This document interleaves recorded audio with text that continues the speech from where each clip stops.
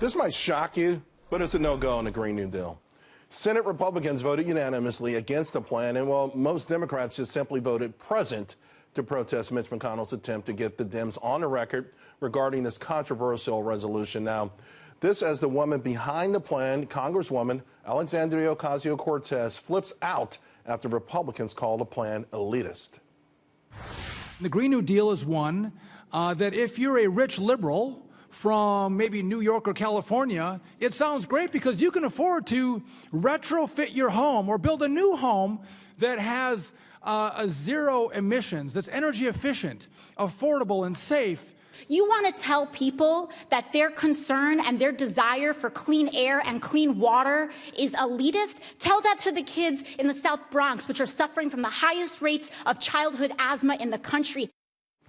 Well, we brought him back. Republican strategist Ford O'Connell and Democratic strategist Danielle McLaughlin. All right, Ford, what are your thoughts? Well, I think that if the apocalypse was upon us and the world was going to end in 12 years, and guess what? Senate Democrats would have voted for this instead of actually force Senate Democrats to join the Republicans. Zero of them voted for it. This is a luxury issue because, yes, we all do care about the environment, but if you don't have a job and you can't eat, frankly, it's not at the top of your scale, and we have far more pressing problems in America. And when it comes to the U.S.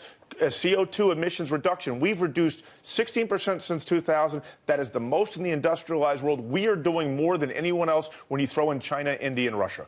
Danielle? This is exactly about poverty, actually. You think about what AOC talked about with kids in the Bronx. You think about the children in Flint who don't have clean water. Right. You go out 10 years, you go out 5... But this climate change bill, how does that change that for them? What this bill does, it's a little bit kitchen sink, admittedly, but they are talking about making sure that we have infrastructure, making sure that we have clean jobs, making sure that we don't have coal tailings going into rivers in places like Kentucky, so that people who are working and living in those places actually can live healthily, breathe the air, drink the water. That matters. I think that we all agree to some extent pollution does hurt the environment. Here's where the Republicans have a problem. What the Democrats are selling, particularly through the Green New Deal, is pixie dust. You're talking about the biggest restructuring of the American economy in the history of this country. And essentially, if we do everything the Democrats suggest and don't go fully bankrupt in the process, guess what? It's not going to change the worldwide environment. It's only going to kneecap us in terms of competing with the rest of the world. But Democrats have an idea. What are Republicans doing? Absolutely nothing. They're talking about the market, but the market is the market is driving down carbon emissions in this country. That's not exactly true. We have tariffs on China. We have solar panels that are meant to be coming in here. I mean, that's a problem. I'd say what you got to look at is our CO2 emissions as a percentage of our GDP. It's gone down almost 50% in the last 20 years. I mean, we have done some great things. I don't think we get credit for it. But here's my problem with AOC, and I want you to answer this for me. I was born in Harlem.